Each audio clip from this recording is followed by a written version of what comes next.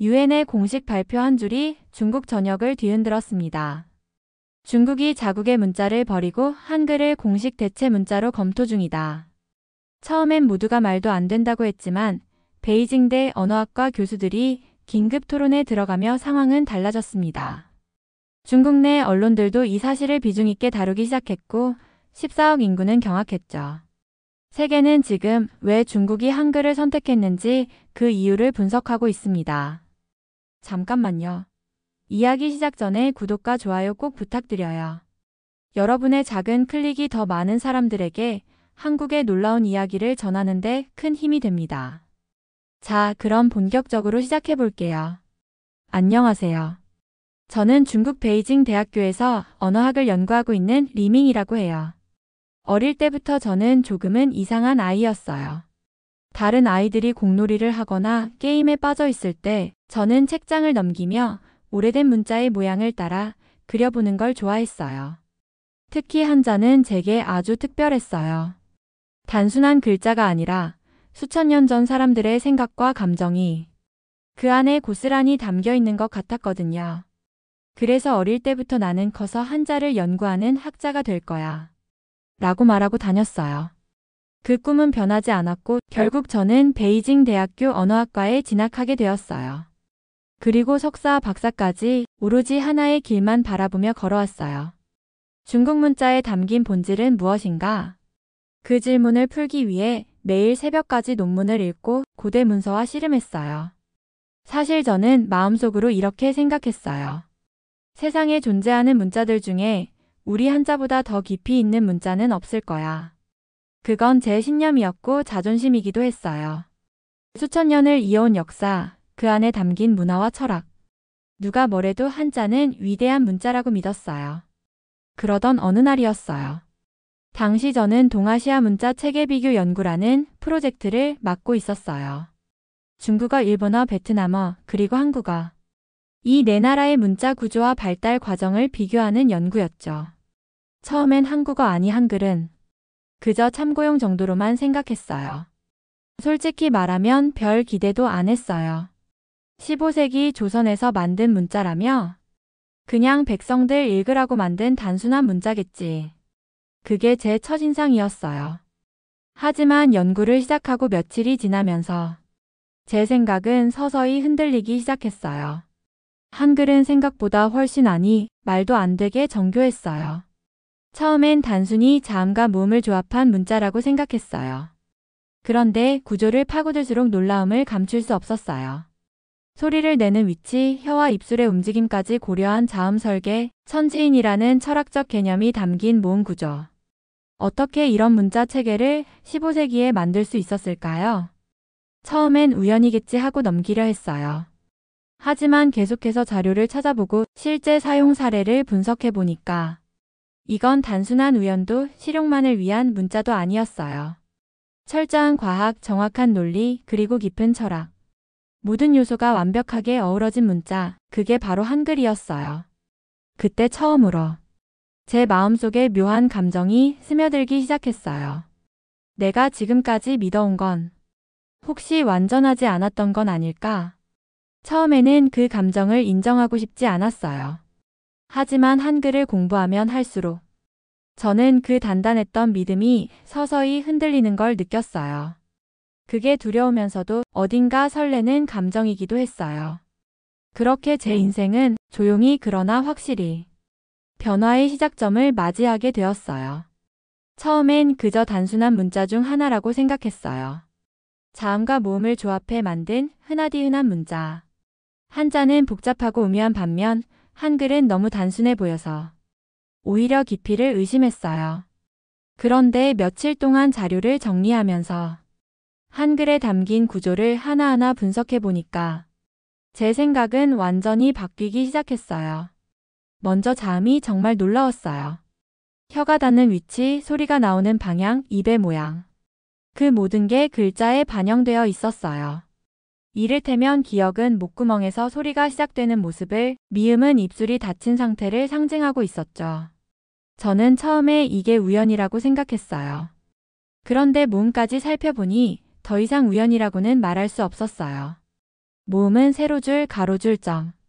이 단순한 선과 점들이 하늘, 땅, 사람이라는 철학적 개념을 상징하고 있었어요. 어떤 문자가 이렇게까지 우주의 이치를 담아낼 수 있을까요? 처음엔 분석을 하다가 중간에 멈추고 멍하니 있었어요. 마치 내가 알고 있던 언어의 세계가 전혀 다른 차원의 공간을 마주한 것 같았어요. 그동안 수많은 문자를 연구해왔지만 이렇게 감정을 뒤흔드는 문자는 처음이었어요. 자료를 더 찾아보기 시작했어요. 조선이라는 나라가 이 문자를 왜 만들었는지, 어떤 배경에서 이 체계를 설계했는지, 그리고 마침내 저는 세종이라는 이름을 알게 되었어요. 그분이 어떤 철학을 가지고 백성을 위해 문자를 만들었는지 알게 되었을 때 솔직히 말해서 가슴이 조금 아렸어요. 중국에서는 문자란 지배 계층의 것이었어요. 백성들은 배우지 못했고 쓸 수도 없었어요. 하지만 조선은 달랐어요. 글을 모르는 이들을 위해 새로 문자를 만들었다는 사실. 그건 제가 평생 믿고 있던 문자 철학과는 완전히 반대였어요. 그날 이후 저는 한글을 단순한 연구 대상이 아니라 진심으로 알고 싶은 문자로 보기 시작했어요. 자꾸만 한글 자료를 찾게 되었고 한국 학자들의 논문까지 번역해서 읽었어요. 시간이 지날수록 저는 점점 더 깊이 빠져들었어요. 그리고 어느 날 문득 이런 생각이 들었어요. 이 문자는 단지 한국만의 것이 아니라 인류 전체가 주목해야 할 문자일 수도 있겠다고요. 그 생각이 들자 저는 그동안 당연하다고 여겨왔던 많은 것들이 서서히 흔들리기 시작했어요. 한글을 연구한 지 어느덧 몇 주가 지났어요. 하루에도 몇 시간씩 논문과 자료를 뒤지고 한국 학자들의 연구 결과를 하나하나 번역해가며 읽었어요. 마치 무언가에 홀린 사람처럼요. 처음엔 단지 특이하다고 생각했던 구조가 이제는 너무 완벽해서 오히려 믿기 어려울 정도였어요. 그냥 소리나는 대로 글자를 만든 게 아니라 인간의 발성기관과 철학, 그리고 백성들의 실생활까지 고려된 문자. 한글은 정말 그렇게 만들어져 있었어요. 그런데 어느 날 저는 문득 이런 생각이 들었어요. 왜 이 문자에 대해 나는 지금까지 전혀 들어보지 못했을까? 왜 서양 언어학계에서도 한글을 주요 연구 대상으로 삼지 않았을까? 이 의문이 생기고 나니까 갑자기 그동안의 흐름이 하나로 연결되기 시작했어요. 지금까지 우리는, 특히 중국은 늘 문자에 대해 역사의 무게로만 판단해 왔어요. 오래되었는가, 복잡한가, 누가 먼저 썼는가. 하지만 그 기준으로는 절대 한글의 진가를 볼 수 없었어요. 그래서 저는 시선을 완전히 바꿔보기로 했어요. 문자가 얼마나 효율적인가, 얼마나 쉽게 배울 수 있는가, 얼마나 많은 사람들의 삶을 바꿔줄 수 있는가. 그 기준으로 다시 생각해보니 한글은 단순히 우수한 문자가 아니라 지금의 시대에 가장 적합한 문자였어요. 그리고 저는 충격적인 자료 하나를 발견했어요. 한국에서는 1940년대 문맹률이 80%에 달했지만 불과 몇십 년 만에 문맹률이 1% 이하로 떨어졌다는 통계였어요. 한글이 있었기 때문이었어요. 이건 단순한 문자 차원의 이야기가 아니었어요. 삶의 질, 인간다운 삶, 교육의 기회. 한글은 그 모든 걸 바꿔준 도구였어요. 그 순간 제 가슴이 덜컥 내려앉았어요. 왜냐면 저는 지금까지 문자란 오래된 것이 옳다고 복잡한 것이 우월하다고 믿어왔거든요. 하지만 그건 단지 우리가 그렇게 배워왔기 때문에 그런 거였어요. 한글은 제가 놓치고 있던 진실을 보여줬어요. 문자란 소수를 위한 도구가 아니라 누구나 쉽게 배우고 쓸 수 있어야 한다는 것. 그게 진짜 문자의 역할이라는 걸 저는 이제야 깨달았어요. 그날 밤 저는 오랜만에 연구실 불을 다 끄고 아무것도 켜지 않은 어둠 속에 앉아 있었어요. 제 머릿속에는 온통 한 가지 생각만 맴돌았어요. 나는 지금까지 진짜 문자가 뭔지도 모르고 있었던 거구나. 처음엔 그냥 연구 성과 중 하나로만 발표하려고 했어요. 누구를 자극하려는 것도 아니었고 누구를 비판하고 싶었던 것도 아니었어요. 그저 내가 지금까지 해온 연구와 지금 내 앞에 놓인 진실을 조심스럽게 정리해보고 싶었어요. 그래서 저는 학회 내부 포럼에 짧은 글을 올렸어요. 한글의 구조와 효율성에 대한 재평가 가능성 이라는 제목이었고 내용은 단순한 비교 분석에 불과했어요. 객관적인 데이터를 기반으로 문자의 구조, 학습 속도, 문맥률 변화 등을 정리한 보고였어요. 하지만 그 글이 올라간 지 하루도 안 되어 제 메신저엔 수십 개의 메시지가 쏟아졌어요. 왜 굳이 한국 문자를 언급하냐? 이런 글은 외부에 공유되면 안 된다. 중국 문자를 흔들려는 의도냐? 처음엔 그냥 예민한 반응이겠지 싶었어요.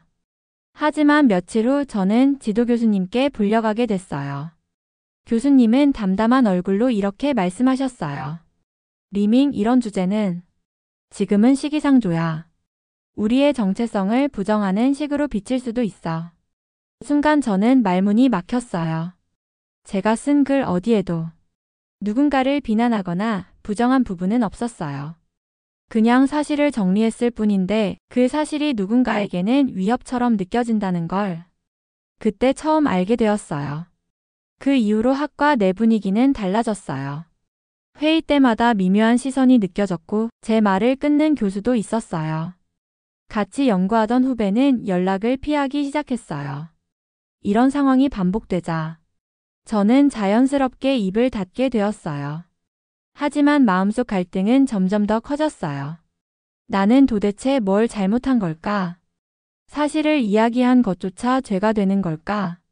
그러면서 한편으로는 한글이 가진 힘이 얼마나 위대한지를 그들의 반응을 통해 오히려 더 실감하게 되었어요. 진짜 강한 건 그 자체로 누구를 위협하지 않아요. 하지만 지금 한글은 아무 말도 하지 않았는데 수많은 사람들을 불안하게 만들고 있었어요. 어느 날은 거울을 보며 혼잣말을 하게 되었어요. 나는 계속 이 길을 가야 할까? 아니면 여기서 멈춰야 할까? 갈등은 깊어졌고 무언가 더 큰 변화가 다가오고 있다는 느낌이 들었어요. 그리고 그 예감은 그리 오래 지나지 않아 현실이 되었어요. 그날은 정말 평범한 하루였어요. 늘 하던 대로 연구실에 앉아 새로운 논문 하나를 번역하고 있었어요. 한글의 문장 구조에 대한 내용이었죠. 별다른 기대 없이 스크롤을 내리고 있는데 제 스마트폰 알림이 갑자기 울렸어요. UN 문화언어보존위원회에서 아시아 문자 체계의 현대적 효율성 평가 결과 발표라는 제목의 보도자료였어요. 사실 이런 국제 발표는 대부분 형식적이고 평이한 내용이 많아서 별 기대 없이 읽기 시작했어요. 그런데 첫 문단을 읽는 순간 제 손이 멈췄어요. 정확히 이렇게 적혀 있었어요. 한글은 현재까지 존재하는 문자 중 가장 과학적이며 보편적인 문자 구조로 인정된다. 특히 문자 해독이 어려운 지역이나 새로운 언어 체계가 필요한 집단에게 한글은 훌륭한 대체 수단이 될 수 있다. 저는 그 문장을 몇 번이나 다시 읽었어요. 거짓말 아니에요. 처음엔 제가 뭔가 잘못 본 줄 알았어요. 하지만 그건 진짜였어요. UN 공식 사이트, 공식 서명, 공식 발표였어요. 이 발표는 순식간에 전 세계 언론에 실렸고 인터넷 커뮤니티는 말 그대로 폭발했어요. UN이 왜 한국 문자를 추천해? 중국은 뭐라고 할까? 한글이 진짜 그렇게 대단한 건가? 중국 포털 사이트에는 한글 관련 검색어가 실시간 1위를 차지했고 각종 뉴스와 칼럼이 쏟아졌어요. 물론 반발도 거셌어요. 우리 문화 정체성을 위협한다. UN이 정치적으로 편향됐다. 하는 반응도 있었지만 그보다 더 많았던 건 충격이었어요.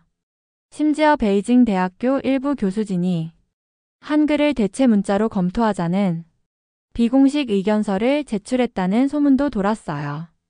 며칠 전까지만 해도 저를 이상하게 보던 사람들 중 몇 명은 조용히 제게 메시지를 보내왔어요. 리밍, 내가 그때 했던 말 이제야 이해될 것 같아. 그 메시지를 보는 순간 제 눈앞이 흐려졌어요. 기뻤다기보단 벅차올랐어요. 누군가 나를 이해해준다는 감정보다도 진실이 결국 드러났다는 사실이 그렇게 벅찰 줄 몰랐어요.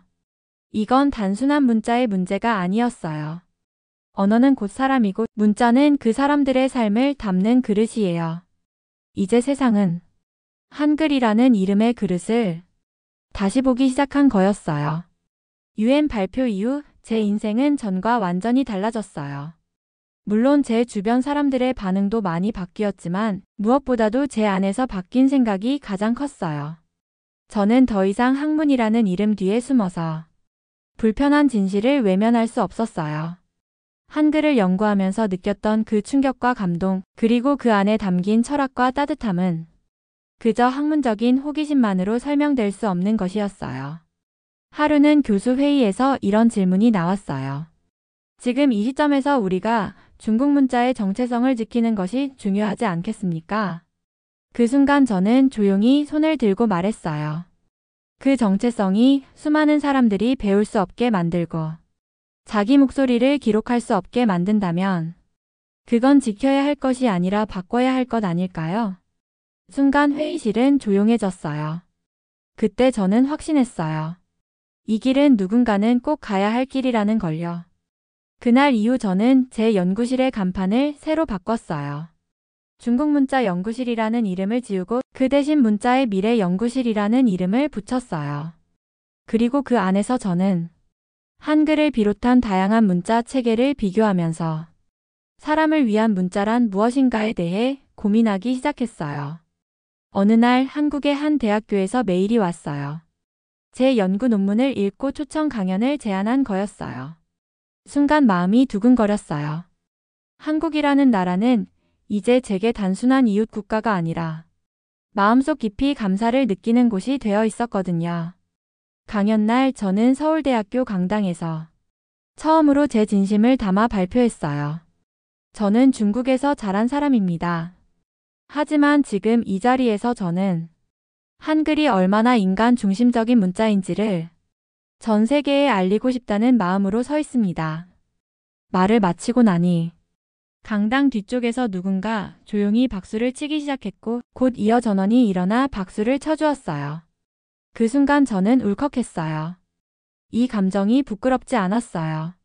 왜냐하면 그건 단순한 지지의 박수가 아니라 진심이 전해졌다는 증거였거든요. 돌아오는 비행기 안에서 저는 창밖을 바라보며 생각했어요. 내가 선택한 이 길이 누군가의 삶을 조금이라도 바꾸는데 도움이 될 수 있다면 나는 더 이상 다른 걸 바라지 않아. 지금도 저는 조용히 연구실에 앉아 한글을 분석하고 그 속에서 사람과 사람을 이어줄 실마리를 찾아요. 이제 저는 압니다. 문자란 단지 소리를 기록하는 도구가 아니라 사람의 마음을 담는 그릇이라는 것을요. 그리고 한글은 그 마음을 가장 따뜻하게 담아낼 수 있는 세상에서 가장 아름다운 문자라는 것을요. 한국이 아니었다면 저는 평생 문자에 담긴 진짜 의미를 몰랐을 거예요. 지배가 아닌 배려, 복잡함이 아닌 따뜻함을 품은 한글은 제 인생을 바꿨어요. 이제 제게 한글은 연구 대상이 아니라 진심으로 존경하는 대상이 되었어요. 한국에서 받은 감동은 잊을 수 없고 그 감정을 앞으로 수많은 사람들과 나누고 싶어요. 저는 이제 한글을 연구하는 중국인이 아니라 한글을 세상에 알리는 한 사람으로 살아가고 싶습니다. 여러분, 오늘 영상 재미있게 보셨나요?